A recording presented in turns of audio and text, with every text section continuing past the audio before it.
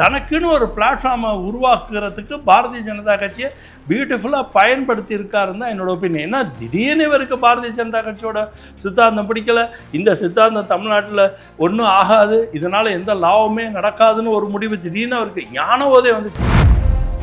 ஆனால் நான் வந்த பின்னாடி தான் பாஜகவே வளர்ந்தது தமிழகத்தில் ஒரு பிம்பத்தை கட்டமைச்சிட்டாரு சார். இதுக்கு மட்டும் நான் தெளிவாக பதில் சொல்லணும். இந்த கொஸ்டின் எல்லாரும் எல்லா சேனல்லையும் கேட்டுக்கிட்டே இருக்காங்க. கேட்டுக்கிட்டு இருக்கீங்களா? ஒன்றுன்னா சொல்கிறேன், பொறுமையாக கேளுங்க. இது ரொம்ப முக்கியமான விஷயம். உங்கள் புகழை வளர்த்துக்கிறதுக்கு மட்டுமே நீங்கள் ஆர்வமாக இருந்து, உங்களை வளர்த்துக்கிறதுக்குமே ஆர்வமாக இருந்து இந்த கட்சியை அதாவது பச்சை குதிரை தாண்டது மாதிரி இந்த கட்சியை குனிய வச்சு நீங்கள் தாண்டிட்டு போயிட்டீங்க. சூப்பராக அதில் அழகாக பண்ணிட்டீங்க. ஆனால் இதே பாஜகவில் பயணிக்கும் போது அண்ணாமலை அவர்கள் இதெல்லாம் ஒரு வெங்காய பதவின்னு எல்லாம் பேசியிருந்தாங்க. அதுதான் நான் இவ்வளோ தூரம் இருந்தவங்கெல்லாம், இவ்வளோ சூழ்நிலையிலையும் இவங்க இருந்தவங்களுக்கெல்லாம் இல்லாத ஒரு உத்வேகம் பாஜக உறுப்பினர்களை கூட்டிகிட்டு போய் தான் நீங்கள் கட்சி ஆரம்பிக்கக்கூடிய சூழ்நிலையில் நீங்கள் இருக்கீங்கன்னா எதுக்கு சார் இந்த இயக்கம் நீங்கள் ஆரம்பிக்கிறீங்க? நீங்கள் தான் இளைஞர்களை அதிகமாக வசீகர பண்ணவங்க தானே. அப்போ அந்த இளைஞர்களே ஆரம்பிக்கலாமே சார். வீடியோலேயே பதிவு பண்ணுறாரு, தமிழகத்தில் திமுக அதிமுக உள்ளிட்ட கட்சிகளை எப்படி நான் பார்க்குறேனோ அதே மாதிரி தான் இதுக்கு மேலே நான் பாஜகவையும் பார்க்க போகிறேன். அதுக்கு நான் நல்ல விளக்கம் கொடுத்துட்டேன் சார். இது கொஞ்சம் கூட மனசாட்சி இல்லாமல் அதை பேசுகிறார் சார். நேராக போய் பல மணி நேரம் நான் ரஜினி சார்கிட்ட பேசினேன். அவர் என்னை ரொம்ப ஆர்வப்பட்டார், அவரோட சேர்ந்து செயல்படணும்னு ஆசைப்பட்டேன். ஆனால் நான் வாக்கு கொடுத்துட்டேன், சந்தோஷிக்கு வாக்கு கொடுத்துட்டேன். அவர் வாக்கை நான் காப்பாற்றினேன். அதனால ரஜினி சார்கிட்ட ஃபோன் பண்ணி நான் வரலேன்னு சொல்லிட்டேன் அப்படின்னு இப்போ சொல்லிட்டாரு. அந்த கதையை இப்போ பொது வெளியில் விஜய் அரசாங்கம் நடக்கும்போது அண்ணாமலை மாதிரி ஒரு அரசியல்வாதியை உருவாக்கி விஜய்க்கு எகென்ஸ்டாக அவர் பண்ண முயற்சி பண்ணுறாராங்கிறத ஒரு விமர்சன பொருளாக மாறிக்கிட்டே இருக்கு. இந்த கூழு கொதிச்சுக்கிட்டே இருக்கும் சார். தேவையில்லாமல் ஏன் சார் கூழாட்டுறீங்க? எனக்கு அதில் I am very sorry Annamalai, நீங்கள் அது பேசியிருக்கவே கூடாது. எனக்கு ரொம்ப வருத்தம் விட்டு உங்கள் மேலே அது.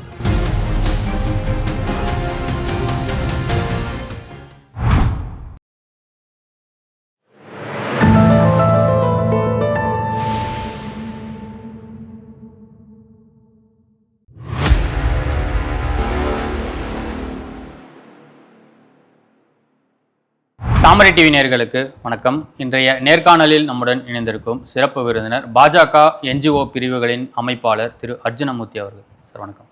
வணக்கங்க. பாஜக முன்னாள் மாநில தலைவர் அண்ணாமலை அவர்கள் கட்சியிலிருந்து விலகி புதிய அமைப்பு ஒன்று தொடங்கியிருக்காரு. இது பாஜகவுக்கு பின்னடைவாக பார்க்கலாமா எப்படி சார்? ஃபாஸ்ட் பாலாக போட்டுட்டீங்க. அண்ணாமலைனாவே ஒரு அக்ரெசிவ் பர்சனாலிட்டி தான். ஸோ அந்த ஆங்கிளில் ஒரு அக்ரெசிவான கொஸ்டின். அண்ணாமலை அவர்கள் தனியாக ஒரு இயக்கம் ஆரம்பிச்சிருக்காரு. ஆமாம்.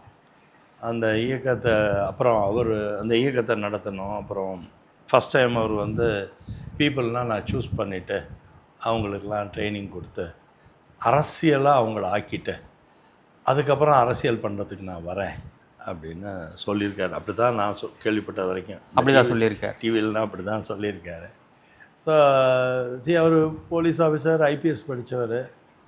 அதனால் அவருக்கு எப்போதுமே எப்படி இருக்கும்னா ஏதோ ட்ரெயின் பண்ணணும். ஏன்னா போலீஸே ட்ரெயின்டு பண்ணி தானே போலீஸ் ஆக்குறாங்க, ட்ரைனிங் பண்ணி தானே போலீஸ் ஆக்குறாங்க.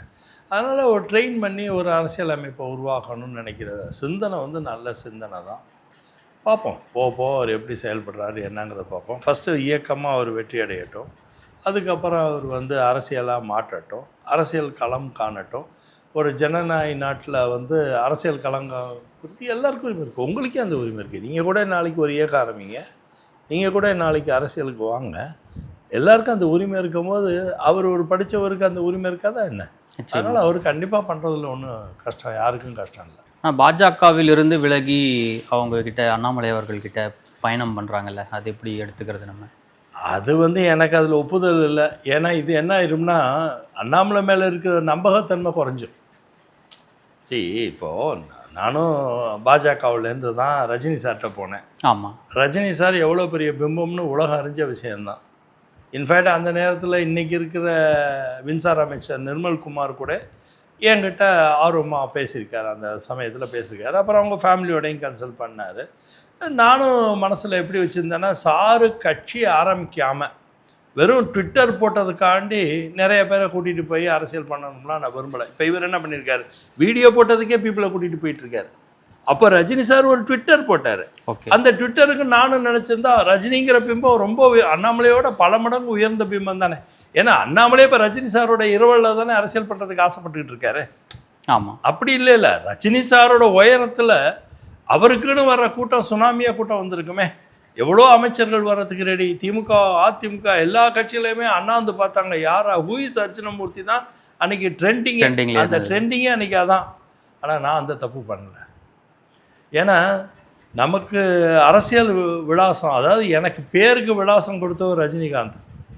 ஆனால் எனக்கு அரசியல் விலாசம் கொடுத்தது பாரதிய ஜனதா கட்சி. அதுக்கு நான் எப்படி துரோகம் பண்ணுவேன்? நான் துரோகமே பண்ணேன். நான் யாரையுமே கூப்பிடல.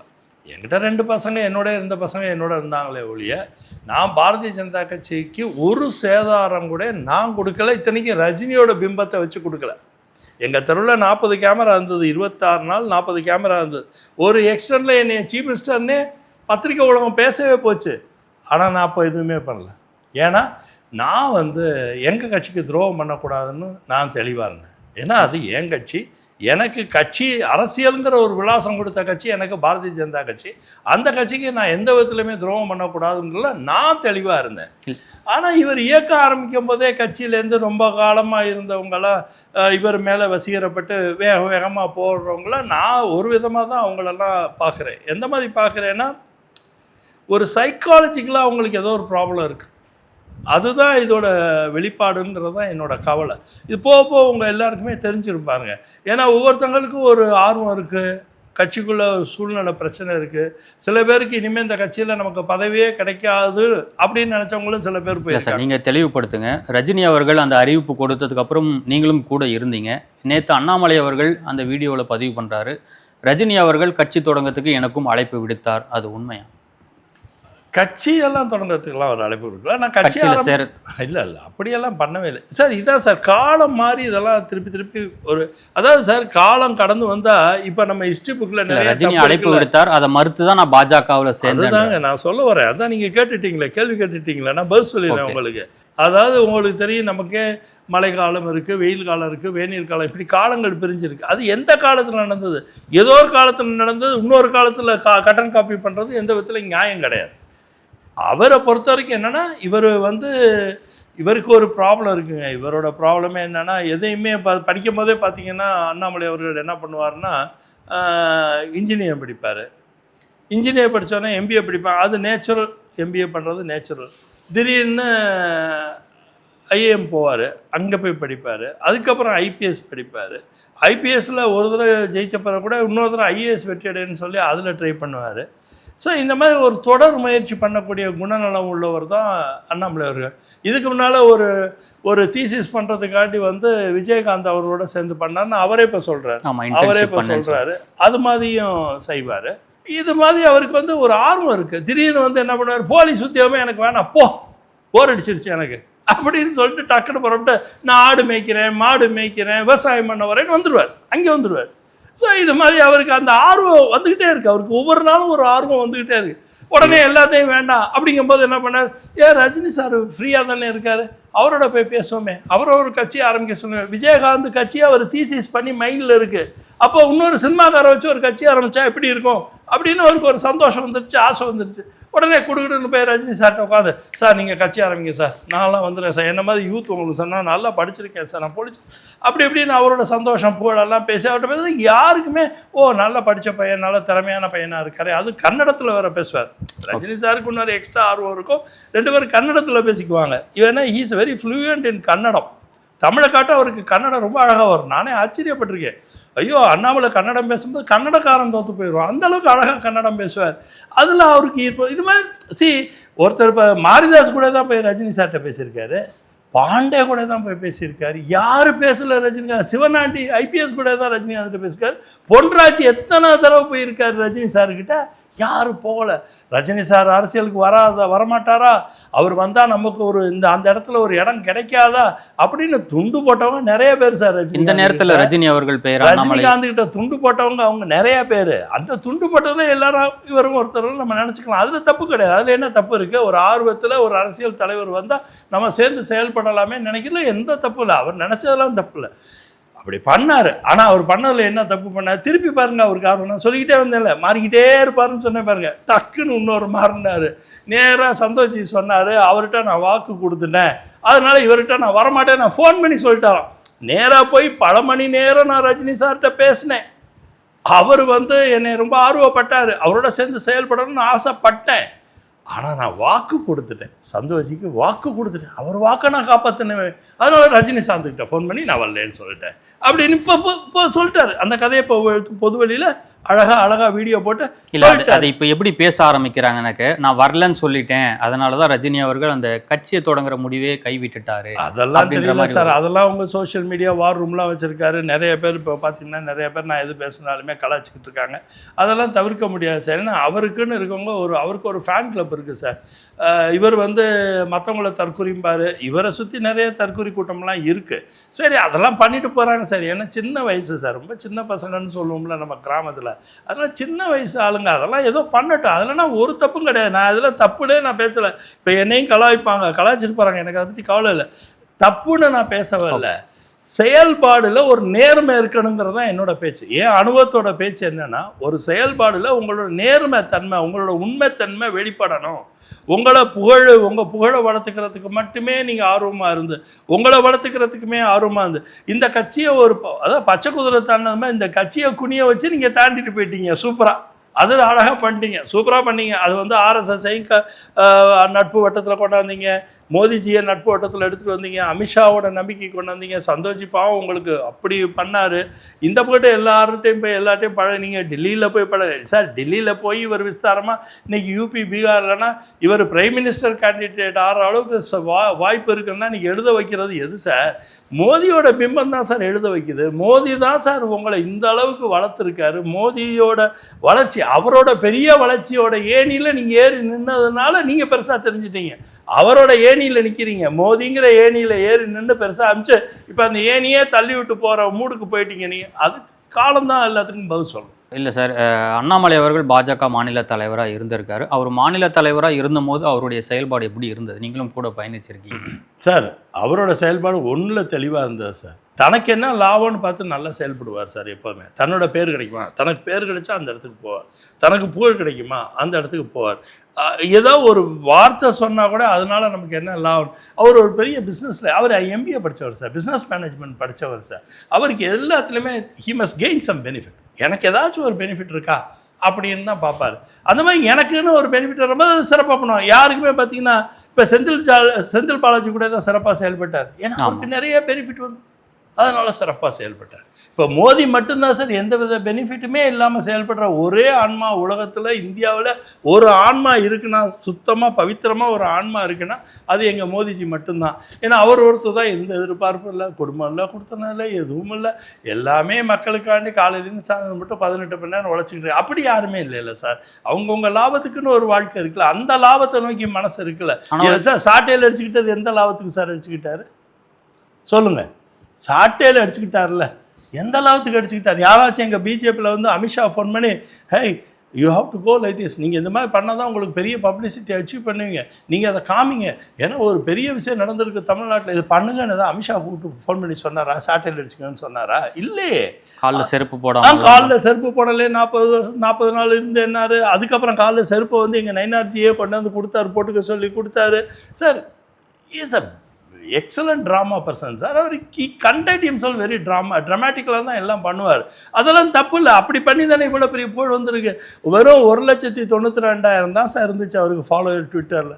அவர் என்னை பிரபாரியாக 2023 என்னை பிரபாரியாக அப்பாயின்ட் பண்ணும்போது அவரோட டோட்டல் இது பிலோ 2 lakhs இருந்தது சார். Okay, follower.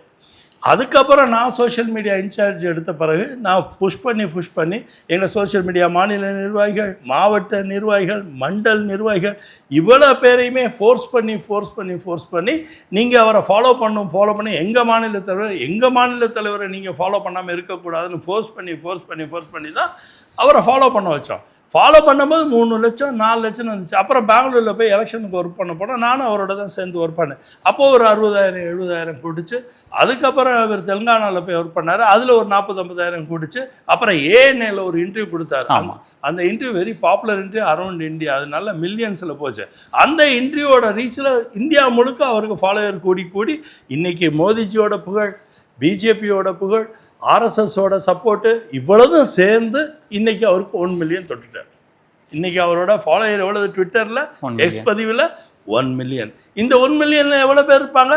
9,90,000 பேர் ஒன்று மோடி மேலே வசீகரப்பட்டவங்களா இருப்பாங்க, பாஜக மேலே வசீகரப்பட்டவங்களா இருப்பாங்க, ஆர்எஸ்எஸ் மேலே வசீகரப்பட்டவங்களா இருப்பாங்க, இவர் மேலேயும் வசீகரப்பட்டவங்களா இருப்பாங்க. இப்படி இவ்வளோ பேரோட வசீகரத்தை எங்கள் கட்சி எங்கள் நிலைப்பாடு இவ்வளோ வசீகரத்தில் தான் இவருக்கு இவ்வளோ பெரிய ஃபாலோயர் கிரியேட் ஆச்சு. அதில் ஒரு 10,000 பேர் எதிர்கட்சி இருப்பாங்க, ப்ரெஸ்ஸு மீடியா இருப்பாங்க. 10,000 பேர் தான். 9,90,000 பேர் முழுக்க பாரதிய ஜனதா கட்சியோட ஐடியாலஜியில் வசீகரப்பட்டாங்க. வெளிநாட்டில் கூட நிறைய பேர் இவரை ஃபாலோ பண்ணுறாங்க. இதெல்லாம் அதோட. So he create himself a platform. தனக்குன்னு ஒரு பிளாட்ஃபார்மை உருவாக்குறதுக்கு பாரதிய ஜனதா கட்சியை பியூட்டிஃபுல்லாக பயன்படுத்தி இருக்காருன்னு தான் என்னோட ஒப்பீனியன். ஏன்னா திடீர்னு இவருக்கு பாரதிய ஜனதா கட்சியோட சித்தாந்தம் பிடிக்கல, இந்த சித்தாந்தம் தமிழ்நாட்டில் ஒன்றும் ஆகாது, இதனால் எந்த லாபமே நடக்காதுன்னு ஒரு முடிவு திடீர்னு அவருக்கு ஞானவோதே வந்துச்சு. அவர் நான் வந்த பின்னாடி தான் பாஜகவே வளர்ந்தது தமிழகத்தில் ஒரு பிம்பத்தை கட்டமைச்சிட்டாரு. சார் இதுக்கு மட்டும் நான் தெளிவாக பதில் சொல்லணும். இந்த கொஸ்டின் எல்லாரும் எல்லா சேனல்லையும் கேட்டுக்கிட்டே இருக்காங்க. கேட்டுக்கிட்டு இருக்கீங்களா? ஒன்றுன்னா சொல்கிறேன், பொறுமையாக கேளுங்க. இது ரொம்ப முக்கியமான விஷயம். இப்படி வச்சுக்கோங்க சார். ராஜா அண்ணன் எத்தனை ஆண்டுகளாக இருப்பார் சார் கட்சியில்? ஒரு பெரிய போராளி சார். ஆர்எஸ்எஸ் காலத்திலேருந்து பயணிக்கிறார். பெரிய போராளி. சித்தாந்தத்தில் ஹிந்துத்துவாவிலையும் இந்த நம்ம கலாச்சார மீட்டெடுப்புங்கிற சித்தாந்தத்தில் வலிமையான ஒரு கடுமையான வைராக்கியம் உள்ள ஒரு மனிதர் அவர் எத்தனை ஆண்டுகள் இருந்திருக்காரு இந்த கட்சியில்? அவர் ஒரே ஒரு தடவை எம்எல்ஏ ஆயிருக்காரு, அதிகாரம் பெற்றிருக்காரு. மற்றபடி ஏதாச்சும் ஸ்டேட் பிரசிடென்ட் ஆயிருக்காரா? கிடையாது. இல்லை ஏதாச்சும் கவர்னர் ஆயிருக்காரா? கிடையாது. இல்லாட்டி ஏதாவது மினிஸ்டர் ஆயிருக்காரா? எதுவுமே ஆகலை. இல்லை. ஆனால் அவர் இன்னைக்கு இவ்வளோ இடர்பாடுக்கு இடையில் உடம்பு கட்சிக்காண்டியே உழைச்சி கூட இப்போ அவருக்கு உடம்பு சரியில்லாமல் போய் ஹாஸ்பிட்டலில் படுத்துருக்கும்போது எங்கள் ரஜினி சார் போய் பார்த்தாரா? எடப்பாடி அவர்கள் போய் பார்த்தாங்களா? இவர் ஸ்டாலின் அவர்கள் சிஎம்மாக இருந்துட்டு போய் பார்த்தாரா? எல்லா பெரிய மனிதர்களும் போய் அவரை சந்திச்சாங்களா? அப்போ அவர் ஒரு கொள்கைக்கு போராடினவருங்கிறதுனால தானே எல்லா கட்சிக்காரங்கள்ட்டையோட நன்மதிப்பு அவர் பெற்றிருந்தாரு. அவர் பார்த்தாங்களா? ஒருத்தர் ராஜா சாரா? அப்புறம் விட்டுருங்க. அடுத்த நேராக நம்ம சிபிஆர், நம்ம இன்னைக்கு இருக்க மாண்புமிகு மேதகு துணை ஜனாதிபதி, அவங்க சிபிஆர் எடுத்துக்கங்க. அவங்க எவ்வளோ ஆண்டுகள் போராடிருக்காங்க? எனக்கு அவர் 1996லேருந்து தெரியும். அண்ணனை எனக்கு 96லேருந்து தெரியும். எந்த மாதிரி 96ல தெரியும்னா, அப்போ இருந்த ஆர்எஸ்எஸோட முக்கிய நிர்வாகி என்னை கூப்பிட்டு ஒரு மேனிஃபெஸ்டோ மீட்டிங் நடத்த சொன்னாங்க. அப்போ நான் தான் அதுக்கு ஏற்பாடு பண்ணி 1998ல் வாஜ்பாய் அரசாங்கம் வரதுக்கு முன்னால் ஒரு மேனிஃபெஸ்டோ மீட்டிங் நடத்தினேங்க. அங்கே அப்போ சந்தோலஜி இருந்தார். நம்ம அவங்க பத்மசேஷாத்ரி ஸ்கூல்லேருந்து அந்த மேடம் வந்திருந்தாங்க அவங்க. ஸோ இது மாதிரி எல்லா பெரிய பெரிய விஐபிங்களை கூப்பிட்டு நான் அது ஒரு பெரிய நிகழ்வு பண்ணேன். அந்த படம் கூட இருக்கு, நான் தர வேணா கிளிப்பில் வேணால் போடுங்க. அந்த மாதிரி பண்ணும்போது சிபிஆர் அண்ணன் அவ்வளோ கடுமையாக உழைப்பார். எவ்வளோ பெரிய உழைப்புனா கொஞ்சம் நெஞ்ச உழைப்பில். அவர் எம்பியாக இருந்திருக்காரு, பாராளுமன்றத்துக்கு போயிட்டு வந்திருக்காரு. அது இல்லாமல் பாம் பிளாஸ்டும் போது அந்த பாம் பிளாஸ்ட்டை கடந்து போனார் சார். அவர் ரத்தம் சிந்துற நேரம் சார். அது தான் உயிரை பணைய வச்சு எல்லாரையும் காப்பாற்றுறதுக்கு அங்கே போய் அலைஞ்சிட்டு வந்தார் சார். அப்படி அப்புறம் காயர் போர்டில் இருந்தார். ரொம்ப நாள் மாநில தலைவராக இருந்தார். அதுக்கப்புறம் ஒரு பதவியுமே அணிவிக்கலை. இவர் மாநில தலைவராக இருக்கும்போது கோயம்புத்தூர் பாம்பிளாஸ்டில் ஏதோ அவர் முயற்சி பண்ணது கூட இவர் இடர்பாடு பண்ணி அவருக்கு ஒரு தேவையில்லாத ஒரு மன அழுத்தத்தை கூட கொடுத்தாரு. அப்படியெல்லாம் இருந்தபோது கூட அவர் கட்சி வேணும், கட்சியோட மரியாதை வேணுங்கிற முடிவில் எவ்வளோ தூரம் கட்சி என்ன இருந்தாலும் நம்ம மாநில தலைவருங்கிற ஒரே ஒரு நம்பிக்கையில் ஒரு எதிர்த்து வசனம் சொல்லாமல் மக்களிடத்துல போய் எதுவுமே பேசாமல் சும்மா நம்ம நெருக்கமான நண்பர்கள்ட்ட மட்டுமே சொல்லிட்டு அமைதி காத்தார். இன்னைக்கு எவ்வளோ பெரிய உயரத்தில் இருக்கார் சார். அவரோட பொறுமையும் அவர் நிதானமும் தானே இவ்வளோ பெரிய உயரத்தில் போய் சேர்ந்துச்சு சிபிஆர் அண்ணன். அப்படியே நேராக பொன்னார் அவர்களுக்கு வாங்க. பொன்னார் அவர்கள் அமைச்சராக இருந்தார். ஒரு இந்து முன்னணியிலேருந்து தன்னை வாழ்க்கையில் கல்யாணமே பண்ணிக்காமல் இந்த கொள்கைக்காக வேண்டிய தன்னை அர்ப்பணிச்சுட்டு இந்த அர்ப்பணிப்போடு இந்த கட்சியில் தொடர்ந்து எத்தனையோ ஆண்டுகள் கஷ்டப்பட்டு சாப்பாடு கஷ்டம், அந்த கஷ்டம், இந்த கஷ்டம், இந்த உழைப்பு. நான் சாப்பாடு அவர் லைஃப்பில் அவர் ரொம்ப பணக்காரர் தான், ஆனால் இந்த வேலை பார்க்கும்போது இருக்க கஷ்டங்களெல்லாம் அனுபவித்து எவ்வளோ கட்சிக்குள்ளேயும் போராட்டம், வெளி போராட்டம், இவ்வளவும் பண்ணி இந்த கட்சியை வளர்த்து சிறுக சிறுக சிறுக ஊராக போய் இந்த கட்சியை அமைப்பு ரீதியாக வளர்த்து அமைப்பில் இன்றைக்கி நிறையா பேர் பொன்னார் அவர்கள் கொண்டாந்ததெல்லாம் வச்சு இந்த கட்சியை இவ்வளோ தூரம் கொண்டாந்துட்டு அவர் இப்போ வந்து ஒரு சமீப காலமாக எந்த விதமான அதிகாரம் இல்லாமல் இருக்கார். அதுக்காண்டி ஒரு கட்சி விட்டு போயிட்டார் கிடையாது. போகல. நான் போய் வெளியே போனால் நல்லா பெஸ்ட்டாக பண்ணுவேன்னு தான் சொன்னாரா? அவருக்கு இருக்க அனுபவத்துக்கும் அறிவுக்கு எவ்வளோ வேலை பண்ணலாம்ல பண்ண. கடைசியாக நீங்கள் தமிழிசை மேடத்துக்கு வாங்க. ஏன்னா அந்த மாநில தலைவர்களாக பதவி ஏற்றவங்கள சொல்லிக்கிட்டு இருக்கீங்க. தமிழிசை மேடத்துக்கு வாங்க. தமிழிசை மேடம் என்ன பண்ணாங்க? சின்ன வயசில் அவங்க அப்பாவை எதிர்த்து, அவர் காங்கிரஸ்கார், வலிமையான காங்கிரஸோட பிரசிடெண்ட்டாக இருந்தவர், அவரை எதிர்க்கிறாங்க. அவரை எதிர்த்து வந்து இங்கே வந்து கட்சியில் சேர்றாங்க. வீட்டுக்குள்ளேயே குழப்பம். அவங்க அப்பாவே ரொம்ப ஆண்டுகள் இந்த அம்மா வந்து இது மாதிரி சேர்ந்துட்டாங்கன்னு உங்களோட பேசாமே இருந்தார். போராடின சாதாரண ஒரு டாக்டர், படித்தவங்க, ப்ரொஃபஷனல், தான் டாக்டர் வேலையை விட்டுட்டு இங்கே வந்து கஷ்டப்பட்டு கட்சிக்கு ஒர்க் பண்ணி அதுக்கப்புறம் கட்சியில் சின்ன சின்ன பதவி, மாவட்ட பதவியிலேருந்து சாதாரண பிரிவு மருத்துவ அணி பிரிவு தலைவராக இருந்து அப்புறம் ஜென்ரல் செக்ரட்டரியாக இருந்து இது மாதிரி ஒவ்வொரு பதவியாக அடைஞ்சு அப்புறம் இங்கே நேஷனலில் போய் செக்ரட்டரியாக இருந்து திருப்பி இங்கே வந்து மாநில தலைவர் ஆகி இங்கே தாமரை மலர்ந்தே ஆகுங்கிற ஒரு இன்ன வரைக்கும் மக்கள் வந்து மனசில் அது தாமரை மலர்ந்தே ஆகுங்கிற வார்த்தை மக்கள் மனசில் இருக்குல்ல.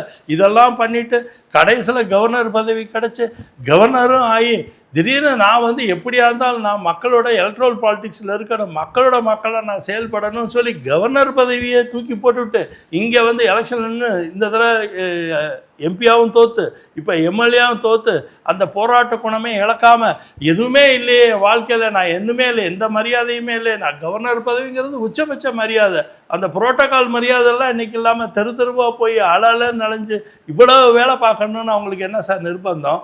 ஏன் இவங்களாம் இவ்வளோ 4 பேரும் சிபிஆர் அண்ணனோ பொன்னார் அவர்களோ ராஜா அண்ணனோ தமிழிசை அவர்களோ ஏன் இவ்வளோ கஷ்டப்படும்? இவங்களாம் பதவி அடைஞ்சவங்க, பெரும்பதவி. இப்போ வானதி மேடம் இருக்காங்க, இது மாதிரி நிறைய பேர் இந்த கட்சிக்கு வேலை பார்க்குறவங்க இருக்காங்க. ஆனால் பதவி அடைஞ்சே கஷ்டப்படுறவங்க இந்த கட்சியில் இருக்காங்க. பதவி அடையாமல் ராஜா அண்ணனும் கஷ்டப்படுறவங்க இருக்காங்க. இவங்கெல்லாம் இந்த கட்சியை வந்து தூக்கி போட்டுட்டு போலே ஏன் இருக்காங்க? அந்த சித்தாந்தத்தோட வலிமையில் ஒற்றி இருக்காங்க. பெருங்கொண்ட தலைவர்கள் மேலே இருக்கவங்க பாசத்தை வந்து அத்வானி இருக்காங்க. ஆனால் இதே பாஜக பயணிக்கும் போது அண்ணாமலை அவர்கள் இதெல்லாம் ஒரு வெங்காய பதவின்னு எல்லாம் பேசியிருக்காங்க. அதுதான் நான் இவ்வளோ தூரம் இருந்தவங்கெல்லாம் இவ்வளோ சூழ்நிலையிலையும் இவங்க இருந்தவங்களுக்கெல்லாம் இல்லாத ஒரு உத்வேகம் இவருக்கு வந்தார். பாராசூட்லேருந்து இறங்கினார், வைஸ் பிரசிடென்ட் ஆனார், பிரசிடென்ட் ஆனார், பல கோடி ரூபா செலவு பண்ணி எண்மக்கள் யாத்திரை பண்ணாங்க. ஒவ்வொரு நாளும் இது வெங்காய பதவியில் இருந்துக்கிட்டு அந்த பதவி அதிகார சுகத்தை அனுபவிச்சுக்கிட்டு வெங்காய பதவின்னு கட்சியில் இருக்கவங்களாம் தோல் உரிச்சிட்டு எல்லாரையும் கடுமையான வசனம் பேசி கடுமையாக திட்டி வெள்ளையும் சொல்லையுமா இருக்கேன்னு சொல்கிறது. இது மாதிரி பலவிதமான, நான் நிறையா அதெல்லாம் சொல்ல விரும்பலை மக்களுக்கு முன்னால், இது மாதிரி பலவிதமான பிரச்சனைகள் இருக்கே. இன்றைக்கி ஒரு அமைச்சராக இருக்கவரே எவ்வளோ கஷ்டப்பட்டு போனார்லாம் எங்களுக்கு தெரியும். இந்த மாதிரி எல்லா விதத்துலையுமே மக்களை வந்து ஒரு அவங்களோட ப்ரைடை அனுபவிக்க விடாமல், ஒவ்வொருத்தவங்களுக்கு இண்டிவிஜுவலுக்கு ஒரு செல்ஃப் எஸ்டீம் இருக்குது, செல்ஃப் ப்ரைடு இருக்குது. இந்த செல்ஃப் ப்ரைடை செல்ஃப் எஸ்டீமே அனுபவிக்கவே விடாமல் பாடாப்படுத்தி தன்னையை தவிர வேறு எதுவுமே இருக்கக்கூடாதுங்கிற ஒரு வைராக்கியமும் பிடிவாதமும் வச்சுக்கிட்டு இவ்வளோ பெரிய வளர்ச்சிக்கு கொடுத்தது அவ்வளவு யார் சார்? உங்களுக்கு இன்றைக்கி அரசியல் விலாசம் கொடுத்தது பாரதிய ஜனதா கட்சி. எனக்கு எப்படி அரசியல் விலாசம் வந்து பாஜக கொடுத்ததோ அது மாதிரி உங்களுக்கு அரசியல் விலாசம் கொடுத்தது பாஜகவிலேருந்து. பாஜக உறுப்பினர்களை கூட்டிகிட்டு போய் தான் நீங்கள் கட்சி ஆரம்பிக்கக்கூடிய சூழ்நிலையில் நீங்கள் இருக்கீங்கன்னா எதுக்கு சார் இந்த இயக்கம் நீங்கள் ஆரம்பிக்கிறீங்க? நீங்கள் தான் இளைஞர்களை அதிகமாக வசீகரம் பண்ணவங்க தானே. அப்போ அந்த இளைஞர்களே ஆரம்பிக்கலாமே சார். இப்போ வந்து நீங்கள் பார்த்தீங்கன்னா விஜய் அவர்களை பார்த்தீங்கன்னா அவர் வேறு கட்சியிலேருந்து ஆளுகள் எடுத்துகிட்டு போய் அரசாங்கம் பண்ணல, அரசாங்கம் பண்ண பிறகு தான் மற்ற கட்சியிலேருந்து ஆளு வராங்க. கரெக்டாக அவர் மெஜாரிட்டி 99% எல்லாம் அவரோட ஆளுங்க, அவரோட டீம், விஜயோட டீம்.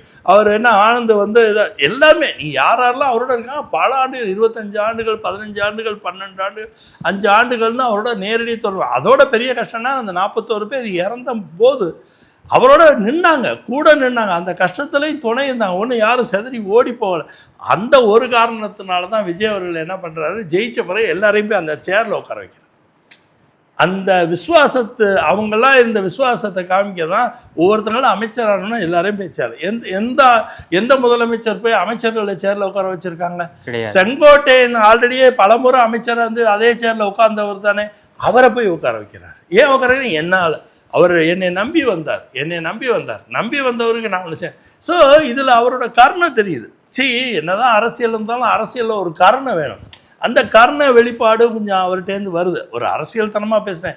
இது பாரதிய ஜனதா கட்சியை காண்டி தமிழ்நாடுன்னு பேசும்போது நம்ம எல்லாரையும் தொட்டு தான் பேச முடியும். நான் தனிப்பட்ட முறை பாஜகன்னு மட்டும் பேசிக்கிட்டு இருக்க முடியாது. எல்லாரோட நல்லது கெடுதலை பேசும்போது இது சொல்லணும். இதெல்லாம் கம்பேர் பண்ணி சொல்கிறேன்னா, பாரதிய ஜனதா கட்சியில் இருந்துட்டு நம்ம சொல்கிறோம் 15 நாள் கூட இல்லை, நம்ம போட்ட மைய காயலை, அதுக்குள்ளே கட்சியை விட்டு போயிட்டாங்கன்னு சொல்கிறோமே.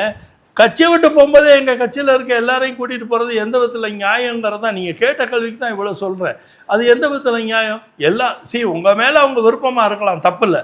ஆனால் அவங்க விருப்பம் வந்தால் கூட என்ன சொல்லுவார், என்கிட்ட விருப்பப்பட்டு பாஜகவில் எவ்வளோ பேர் பேசினாங்க. ரஜினி சார் கட்சி, நான் எல்லாட்டையும் கையெடுத்து ஒன்று தான் சொன்னேன், சார் இன்னும் கட்சியே ஆரம்பிக்கல சார், கட்சி ஆரம்பித்த பிறகு யோசிக்கலாம், இப்போ வேண்டாம் அப்படின்னு சொன்னேன். ஆனால் எனக்கு ஒரு கணக்கு வச்சுருந்தோம், மோடிஜி டைரெக்டாக ஒரு கணக்கு வச்சுருந்தோம்.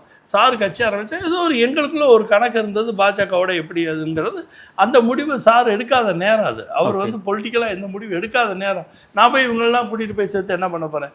இப்போ எதுக்கு கட்சியில் பதவியில் இருக்க எல்லாருமே பெருங்கொண்ட பதவியில் இருக்கவங்களாம் ரிசைன் பண்ணால் இவருக்கு வெயிட்டு சேர்க்குறாரு. இதுலேயும் என்ன கெயின் பண்ண பார்க்குறாருன்னா, பாரு நான் இல்லைன்னா இத்தனை வருஷம் இந்த கட்சியில் இருந்தவனு என்னை நம்பி வரான், நேற்று வந்தவனு வரான், முந்தா நேற்று வந்தவனும் வரான், பாரு என்னால் தான் இந்த கட்சியில் இவங்களாம் இருந்தாங்க, என்னை நம்பி தான் வர்றாங்கன்னு சொல்லி ஒரு மாயையை உருவாக்குறாரு. எனக்கு அந்த மாயமே தான் பயமாக இருக்குது. அதனால தான் சொல்கிறேன், சைக்காலஜிக்கலாக எல்லாருமே டெஸ்ட் பண்ண வேண்டிய நிலைமையில் இருக்காங்க. ஏன்னா இது அரசியலாக தோணலை எனக்கு. இது எனக்கு அரசியலாகவே படலை, வேறு எதுவும் இருக்குது இதுக்குள்ள. அதுதான் எனக்கு கவலையாக இருக்குது. இப்போ அந்த வீடியோலேயே பதிவு பண்ணுறாரு, தமிழகத்தில் திமுக, அதிமுக உள்ளிட்ட கட்சிகளை எப்படி நான் பார்க்குறேனோ அதே மாதிரி தான் இதுக்கு மேலே நான் பாஜகவையும் பார்க்க போகிறேன். அதுக்கு நான் நல்ல விளக்கம் கொடுத்துட்டேன் சார். இது கொஞ்சம் கூட மனசாட்சி இல்லாமல் அதை பேசுகிறாரு சார். பாரதிய ஜனதா கட்சியிலன்னா நான் ஏற்கனவே சொன்னபடி அவரோட விலாசமே மோடிஜி சார், அவரோட விலாசமே அமித்ஷாஜி சார், அவரோட விலாசமே சந்தோஷ்ஜி சார். இல்லாட்டி அவர் யார் சார் தெரியும்? அவர் ஒரு போலீஸ்காரர் தான் சார். காக்கியோடு இருந்தவரை காவியாக்கி அவரை டோனப் பண்ணி இந்த அளவுக்கு ஒரு அரசியல் அமைப்பை கொடுத்து இவருக்கு ஃப்ரீ ஹேண்டு கொடுத்து இவ்வளோ விஸ்தாரமாக வேலை பார்க்க இவ்வளோ பெரிய பொருளாதாரத்தை சப்போர்ட் பண்ணி எல்லாரையும் மீறி அண்ணாமலை அவர்கள் சொல்கிறதான் எல்லாரும் கட்சியில் கேட்கணுங்கிற அளவுக்கு எங்களுக்கு திட்டங்களை கொடுத்து எங்களை ஒரு கட்டுக்கோப்பாக வச்சுருந்தாங்க சார். அங்கே டெல்லியிலேருந்து இவ்வளோ சப்போர்ட் எடுத்து தான் சார் இவ்வளோ பெரிய பிம்பம் ஆகியிருக்காரு. இவ்வளோ பெரிய பிம்பமானவர் எல்லா கட்சியோட சேர்த்து அவருக்கு எப்படி மனசு வந்துச்சுன்னு தெரியல. எனக்கு அந்த வார்த்தை நான் இடியா உழுதுன்னு இன்னொரு டிவியில் கூட சொல்லிட்டேன். இன்ன வரைக்கும் எனக்கு அந்த விஷயத்தில் எனக்கு அவர் மேலே வருத்தமாக இருக்குது. ஏன்னா மோடிஜி அவரை காரில் கூட்டிட்டு போனார் சார். எஸ்பிஜியை மோடிஜி அவரை காரில் மீறி கொண்டு போகிறார், காரில் கூட்டிகிட்டு போனார் சார். அப்படி கூட்டிகிட்டு போனவர் எப்படி சார் மனசு வரும்? மோடிஜியும் பிஜேபியும் எல்லா கட்சியும் ஒன்றா சார். ரொம்ப அது அவருக்கு சில சமயத்தில் பேச தெரியாது சார் அண்ணாமலை அவர்களுக்கு. எப்போதுமே நான் பார்த்துருக்கேன், கோவம் தான் முரட்டுத்தனமாக ஏதாவது பேசி விட்டுட்டு போயிடுவார், கச்சமிச்சான்னு பேசுவார் எல்லா டைமே. அந்த மாதிரி தான் இது ஏதோ ஒரு ஆத்திரத்தில் கோவத்தில் ஏதோ அப்படி பேசுகிறார். அவருக்கே தெரியும், மனசாட்சிக்கு அவருக்கே உறுத்தும் இது தப்பாக. அவர் பேசினப்பர் கூட வருத்தப்பட்டிருப்பாருன்னு கூட எனக்கு ஒரு யோசனை இருக்குது. ஏன்னா அது ரொம்ப தப்பான வார்த்தை. அதனால தான் எனக்கு அந்த வார்த்தையில் எனக்கு இன்னைக்கு அவருக்கு இந்த மாதிரி நான் பேசணும்னு நான் முடிவு பண்ணது காரணமே அந்த வார்த்தை தான். அவர் மட்டும் இந்த வார்த்தை சொல்லலைன்னா நான் டிவியில் அவரை ஒரு விமர்சனத்துக்கே எடுத்துகிட்டு வரவே மாட்டேன். எனக்கு அதில் விருப்பமே இல்லை. ஏன்னா நானும் அவரோட பழகியிருக்கேன், எனக்கும் ஒரு ஃப்ரெண்ட்ஷிப் இருக்குது, எனக்கு அதில் மனசாட்சிக்கு உறுத்தும், நானும் அவரும் நல்லா சிரித்து பேசி பழகியிருக்கோம், எனக்கு அதில் வருத்தம் உண்டு. ஆனால் அந்த வார்த்தைக்கு அப்புறம் எனக்கு அவர் மேலே ரொம்ப கடுமையான ஒரு மனசு வந்துருச்சு. அது எப்படி சார் மனசாட்சி சார்? உங்களுக்கு ஒரு கட்சியை பிடிக்கலன்னா கூட பிரச்சனை இல்லை சார், டைவர்ஸ் பண்ணால் கூட இன்றைக்கி பொண்ணும் பையனும் கோதாம் இல்லாமல் பிரிகிறாங்க சார். மியூச்சுவலில் பிரிகிற எவ்வளோ டைவர்ஸ் இருக்குது சார். நீங்கள் டைவர்ஸ் தான் பண்ணிட்டீங்களா? எங்களை உண்மையான டைவர்ஸ் நீங்கள் பண்ணிட்டீங்கன்னா நல்லா மியூச்சுவலாக ஃப்ரெண்ட்ஷிப்பாக பிரிஞ்சு போங்க. அது எதுக்கு அந்த வார்த்தை சொல்லணும்? எல்லாரோட கம்பேர் பண்ணுறதுக்கு மோடிஜி சார், பாஜக இஸ் நத்திங் பட் இன்றைக்கி மோடிஜியோட பெரிய பிம்பம் அதில் இன்வால்வ் ஆகிருக்கு சார் பாஜகக்குள்ளே. அதை இந்த அளவுக்கு ஒரு கொச்சைப்படுத்தி பேசுகிறீங்க. என்னோட வருத்தம், நான் இந்த மாதிரி டிவியில் பேச வந்ததுக்கு காரணமே அந்த வார்த்தை தான் சார். அது மட்டும் அவர் பேச வந்தேன், நான் இதில் பேசவே மாட்டேன். கொஞ்ச நாளைக்கு சரி இன்னொரு 6 மாதம் விடுவோம், அவர் ஏதோ பண்ணிகிட்டு இருக்காரு, பண்ணட்டும்னு தான் இருப்பேன். அந்த வார்த்தை தான் எனக்கு சுற்றுச்சு. எனக்கு அதில் I am very sorry Annamalai, நீங்கள் அது பேசியிருக்கவே கூடாது. எனக்கு ரொம்ப வருத்தம் உண்டு உங்கள் மேலே. அதில் ரஜினிகாந்த் அவர்கள் அண்ணாமலைக்கு வாய்ஸ் கொடுக்க போகிறாரு அப்படின்ற ஒரு ஸ்கூப் நியூஸ் சமூக வலைத்தளங்களில் போய்கிட்டு இருக்கு. அது எப்படி சார்? எல்லாரும் ஸ்டிக்கர் ஓட்டுற ஆளுங்க தான் சார். அதுவும் வார் ரூம் சூப்பராக ஸ்டிக்கர் ஓட்டுறோம் சார். நல்லது கெடுதலே தெரியாது சார். எந்த வார் ரூம்னு பேரே வார் தானே. They will go and fight whatever they wish to do, அது அப்படி பண்ணுவாங்க சார். ரஜினி சாரை எனக்கு தெரியும் சார், அவர் மனசு தெரியும் சார். ஒரு காலம் அவருக்கு வந்து சமுதாயத்தில் ஒரு முடிவு எடுக்கிறாருன்னா அது ஒரு நல்ல முடிவாக இருக்கணும், ஆரோக்கியமான முடிவாக இருக்கணுங்கிறத ரொம்ப யோசிப்பார். ரெண்டாவது அவர் வாழ்நாள் ஃபுல்லாக நல்லவராக வாழ்ந்துட்டார் சார். ரொம்ப நல்லவராக வாழ்ந்தவங்களுக்கு என்ன கஷ்டம், அவர் வந்து 24 கேரட் தங்கமாகவே இருக்கார் சார். அவரை போய் நீங்கள் 2 காப்பர் சேர்த்து 2 கிராம் காப்பர் சேர்க்குறது, இல்லாட்டி 2 கிராம் வேறு ஏதாச்சும் சேர்க்குறது, இதெல்லாம் எனக்கு தெரியல சார். இதெல்லாம் காலம்தான் பதில் சொல்லணும். ஆனால் அவரோட பழகின வரைக்கும் எனக்கு தெரியும். அந்த மாதிரி எல்லாம் நிறையா இருக்குது சார். அவருக்கு மோடி மேலே அலாதி மரியாதை உண்டு சார். அவருக்கு பெருங்கொண்ட மரியாதை உண்டு சார். ஏன்னா தாதா சாஹிப் அவார்டெல்லாம் மோடி தானே சார் அவரை பார்த்து பாசமாக கொடுத்தாரு. அவ்வளோ பெரிய அவார்டு சார். அதாவது திரைத்துறையில் மிகப்பெரிய அவார்டு சார். அது திரைத்துறையோட ஜாம்பவான் ஆகி வர்ற அவார்டு அமிதாப் பச்சனுக்கு கொடுத்த மாதிரி அந்த உயரத்தில் இருக்க மாதிரி ரஜினி சாரை வந்து மதித்து செயல்பட்டுருக்காரு அவர் மோடிஜி. அதனால் அவர் வந்து மோடிஜியோட எந்த விதமான அந்த மாதிரி அவர் கொஞ்சம் பார்ப்பார் சார். ஏன்னா எனக்கு தெரியும் சார், அவர் மனசு தெரியும் சார். அதாவது அவர் கொஞ்சம் அவருக்கு இளைஞர்கள்லாம் முன்னுக்கு வரணும்னு ஆசைப்படுவார், இளைஞர்கள்லாம் நல்லா இருக்கணும்னு நினைப்பார், சமுதாயம் நல்லா வரணும்னு நினைப்பார், அடுத்த சந்ததிக்கான நல்ல அரசியல் அமைப்பு தமிழ்நாட்டில் நடக்கணும் அப்படிங்கிற அவருக்கு அந்த விருப்பம் இருக்கும். ஏன்னா அவருக்கு வந்து தமிழ்நாடு மேலே பாசம் உண்டு. அந்த பாசத்தில் வந்து நல்ல அரசாங்கம் அரசியல்லாம் அடுத்த சமுதாயத்துக்கு ஏதாச்சும் நம்ம செய்யணும் அப்படியெல்லாம் நினைப்பார். ஆனால் எதுலேயும் அவசரப்பட மாட்டார் சார். எதுவும் அவசரப்பட மாட்டார். எல்லாமே ஒரு கால சூழ்நிலையை மனசில் வச்சு தான் செயல்படுவார். இல்லை இப்போவே அவரை பயன்படுத்தல. எனக்கு ஒரு வருத்தம் இருக்குது. நீங்கள் அதிகமாக ரஜினி சார் இப்போ பயன்படுத்தினா என்ன ஆகும்னா இது கிட்டத்தட்ட கொம்பு சீவுற மாடலாக இருக்குது. இந்த கொம்பு சீவுற மாடல் என்ன, விஜய்க்கும் அவருக்கும் ஏதோ ஒரு இணக்கம் சுணக்கம் இருக்குங்கிற மாதிரி ஒரு பிரச்சனை ஆல்ரெடி உருவாச்சு. அதனால தான் அவரே வந்து ப்ரெஸ்ஸை பார்த்து ஒரு கும்பிடு போட்டு அப்பா என்னை விடுங்கப்பா இந்த விளையாட்டில் நான் இல்லைப்பான்னு சொல்லிட்டு போயிட்டார். திருப்பி இந்த மாதிரி பண்ணால் என்ன ஆகுனா, விஜய் அரசாங்கம் நடக்கும்போது அண்ணாமலை மாதிரி ஒரு அரசியல்வாதியை உருவாக்கி விஜய்க்கு எகென்ஸ்டாக அவர் பண்ண முயற்சி பண்ணுறாராங்கிறத ஒரு விமர்சன பொருளாக மாறிக்கிட்டே இருக்கு. இந்த கூழு கொதிச்சுக்கிட்டே இருக்கும் சார். தேவையில்லாமல் ஏன் சார் கூழ் ஆட்டுறீங்க, ஏன் சார் கூழ் காய்ச்சிறீங்க, இந்த மாதிரி எல்லாம் காய்ச்சாதீங்க சார். ஒரு மனுஷன் தனியாக சந்தோஷமாக ஹாப்பியாக இருக்கிறவரை போய் இழுத்துட்டு வந்து ஏன் சார் போட்டு அதில் போட்டு வேக வைக்கிறீங்க.